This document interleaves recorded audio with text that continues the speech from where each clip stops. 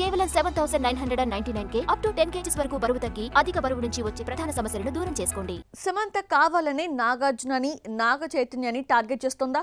5 ఏళ్ల క్రితం అయిపోయిన వ్యవహారాన్ని ఇప్పుడు కెలికి సమంత సంతోషపడుతుందా? సోలోగా హిట్ కొట్టగలను, నా సత్తా ఏంటో అర్థమైందా అని చెప్పాలి అనుకుంటోందా? నేను మళ్ళీ పెళ్లి చేసుకొని సెటిల్ అవ్వగలను, మీరు నన్నేం చేయలేరు, నా బ్యాక్గ్రౌండ్ నాకుంది అని నాగార్జునకు డైరెక్ట్గా మెసేజ్ పంపుతుందా? మా ఇంటి బంగారం రిలీజ్ తర్వాత యాటిట్యూడ్ చూపించడం వెనుకున్న సమంత పరమార్థమేంటో చూద్దామా? ఇంతకాలం సైలెంట్ గా ఉన్న సమంత మా ఇంటి బంగారం రిజల్ట్ తర్వాత విశ్వరూపం చూపిస్తోంది. ఇంతకాలం తనలో ఉన్న అపరిచితురాలను బయటకు తీసుకొచ్చిందా అనిపిస్తోంది. పనిగట్టుకుని మరీ నాగార్జునను కెలుకుతోందా అనిపిస్తోంది. మా ఇంటి బంగారం హోర్డింగులు నాగార్జున ఇంటి వరకు పెట్టడంలో సమంత ఉద్దేశమేంటి? ఇదిగో నిన్ను కాదని సినిమా తీసి చూపించా, హిట్టు కొట్టి చూపించా అని నాగార్జునను నాగ చైతన్యను సమంత రెచ్చగొడుతోందా, లేదంటే ఇదంతా ఎందుకు చేస్తోంది? సోషల్ మీడియాలో కొందరు కంటెంట్ రైటర్లు నాగచైతన్య రికార్డులను పోల్చి సమంత ముందు నాగచైతన్య వేస్ట్ అన్నట్లుగా ప్రొజెక్ట్ చేస్తున్నారు. ఇలాంటి కథనాలు రాసి వదలడం వెనుక సమంత పిఆర్ టీం బలంగా పనిచేస్తోందని టాక్. ఒక పిఆర్ టీంని పెట్టుకుని ఆ టీం ద్వారా సోషల్ మీడియాలో నాగార్జునని నాగచైతన్యని చైతు భార్య శోభితని సమంత డ్యామేజ్ చేస్తోందని టాక్ బాగా నడుస్తోంది. ఈ వ్యవహారం వెనుక సమంత కొత్త భర్త రాజ్ నీడమోరు సహకారం కూడా ఉందట.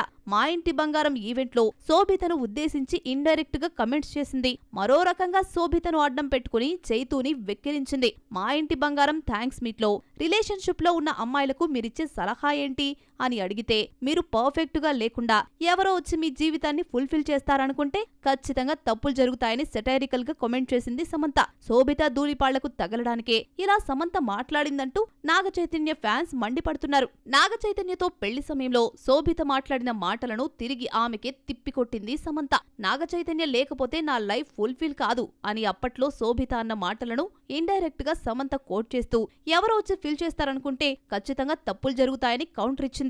ఈ డ్రామా అంతా థ్యాంక్స్ మీట్ లో సమంత పిఆర్ టీం ఆడించిందే అని ఇండస్ట్రీలో టాక్ నడుస్తోంది. విడాకుల తర్వాత చైతన్య టాపిక్ ఎప్పుడొచ్చినా ఇండైరెక్ట్ గా ఏదో ఒక సెటైర్ వేస్తుంది సమంత.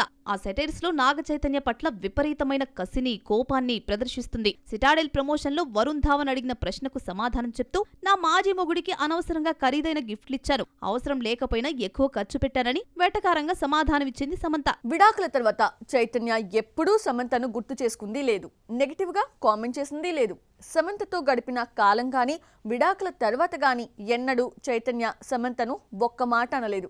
గౌరవంగా విడిపోయాం, ఇద్దరం సంతోషంగా ఉన్నామని అంటాడే గాని సమంతనెప్పుడూ టార్గెట్ చేయలేదు. సమంత మాత్రం ఎప్పటికప్పుడు తన కసి తీర్చుకుంటోంది. కరణ్ జోహార్ షోలో చైతన్యను ఉద్దేశించి వైల్డ్ కామెంట్స్ చేసింది. నా మాజీ మొగుడు నేను ఒక గదిలో ఉంటే పక్కన కత్తులు లేకపోతే మంచిది, లేకపోతే ఘోరాలు జరిగిపోతాయని కామెంట్ చేసింది. అంటే చైతన్య ఎదురుగా ఉంటే పొడి చేస్తాను అన్నంతగా బిల్డప్ ఇచ్చింది. సమంతలో ఎంత చపల చిత్త మనస్తత్వం ఉందో విడాకుల తర్వాత మరింత బయటపడింది. ప్రేమ, పెళ్లి, రిలేషన్, జీవితం ఇలా ఏ టాపిక్ వచ్చినా ఏదో ఒక రకంగా చైతన్యను ముల్లుతో గుచ్చాలన్న తొత్తర సమంతలో బాగా కనిపిస్తోంది. ఇప్పుడు ఏకంగా నాగార్జుననే టార్గెట్ చేసింది. సక్సెస్ఫుల్ గా రెండో పెళ్లి చేసుకుని మా ఇంటి బంగారంతో హిట్ కొట్టడం ద్వారా అక్కినేని ఫ్యామిలీపై ప్రతీకారం తీర్చుకున్నట్టుగా ఫీల్ అవుతోంది సమంత. అక్కినేని నాగార్జునకు అతని కుటుంబానికి సమంత కాంపిటీటర్ ఎలా అవుతుంది? తెలుగు సినిమా ఇండస్ట్రీలో నాగార్జున కుటుంబానిది 85 ఏళ్ల అనుబంధం. అక్కినేని కుటుంబంలో 3 తరాలు తెలుగు ఇండస్ట్రీలో మనగలిగాయంటే ఆ కుటుంబానికి ఎంతో కొంత స్థాయి, క్రెడిబిలిటీ ఉన్నట్టేగా. నిజంగానే నాగార్జున తలుచుకుంటే డివోర్స్ తర్వాత సమంత మళ్లీ టాలీవుడ్ లో అడుగు పెట్టడం సాధ్యమేనా? ఆమెను వేధించాలని అనుకుంటే ఇండస్ట్రీలో అడ్డుకోవడం పెద్ద కష్టమా? చైతన్య గాని నాగార్జున గాని విడాకుల తర్వాత ఎంతో హుందాగా ప్రవర్తించారు. అవన్నీ మరిచిపోయి సమంత చాలా సందర్భాల్లో లేకిగా వ్యవహరించింది. పదే పదే తన ఇమ్మెచ్యూరిటీని బయటపెట్టుకుంది. దానికి తోడు పిఆర్ టీంని పెట్టి నాగార్జునతో కొత్త వివాదాలు తెచ్చుకుంటోంది. ఈ వ్యవహార శైలి భవిష్యత్తులో సమంత కెరీర్కే ముప్పు కావచ్చేమో.